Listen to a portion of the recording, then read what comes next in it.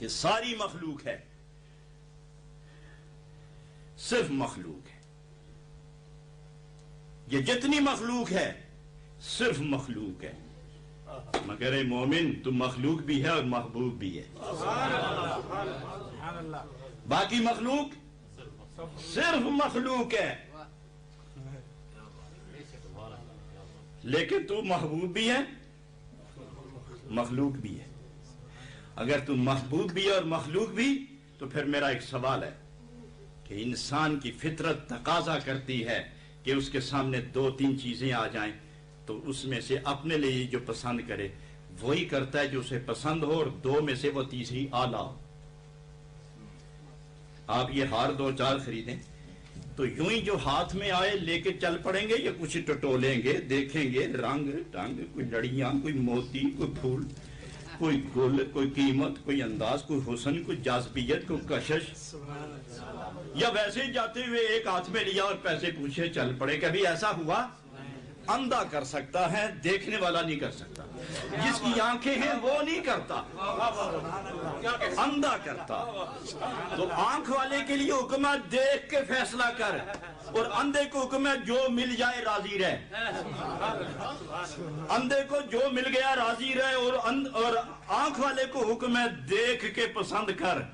دھوکہ دینے والے آئیں گے جب تیری پورے قوت ایمانی کے فیصلے کو وہ جھنجھوڑے گا، تو دیکھ کے پسند کر لے گا، 1000 دلیل بھی تجھے یقین سے نیچے نہیں آنے دے گی۔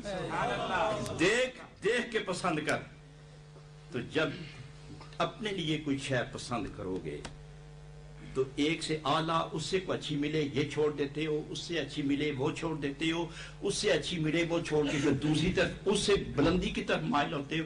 معلوم ہوا کہ فطرت میں بلندی ہے، اور بلندی میں فطرت میں بلندی ہے، اور بلندی میں حسن ہے، اور مومن کی فطرت حسن کی تقاضا کرتی ہے۔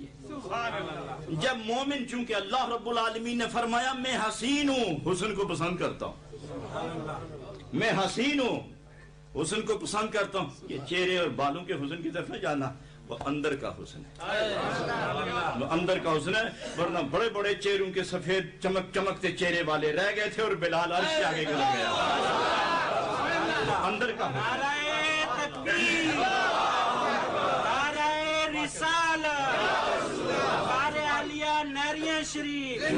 یہ حسن جو اندر کا ہے، یہ اندر کا حسن ہے، یہ کیسے میسر آتا ہے؟ خدا حسین ہے، حسن پسند کرتا ہے۔ سبحان اللہ، حسین ہے، حسن کو پسند کرتا ہے۔ اپنے محبوب کو بھیجو وداعین اللہ، جو مخلوق کو حسین بناؤ تاکہ میں جلوے تقسیم کروں۔ نبی کریم نے حسن نبوت کا جھاڑو لے کر روح صاف کر دی۔ نبی کریم نے فیضان نبوت لے کے دل دھو دیے ہیں۔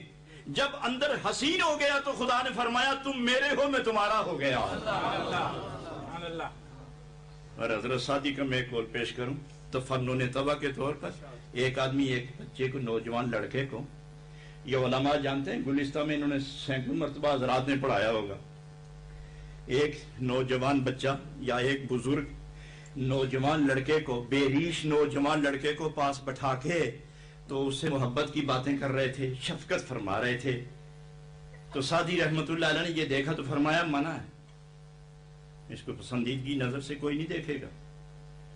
تو انہوں نے فوراً ترکی بترکی جواب دیا، نے کہا کہ میں تو اس نے الہی تلاش کر رہا ہوں، میں تو اس کی محبت دیکھ رہا ہوں۔